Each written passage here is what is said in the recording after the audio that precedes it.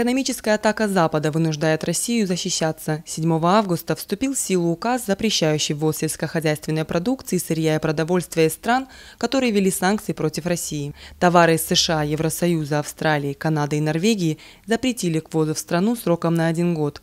Северной Осетию напрямую последствия санкций едва ли коснутся. На прилавках городских рынков менее 10% запрещенных продуктов. Вместе с этим ряд стран Южной Америки и Китай уже готовы увеличить поставки. Это значит, что повода для беспокойства у потребителей нет. Опасности того, что будет какая-либо нехватка сельхозпродукции или подорожание, такой опасности не предвидится. Те страны, которые поставляли, попали под запрет, их место на рынке займут другие страны.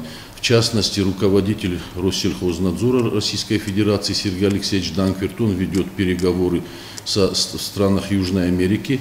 И тот сегмент рынка, который высвобождается, он автоматически будет заполняться продукцией из других стран.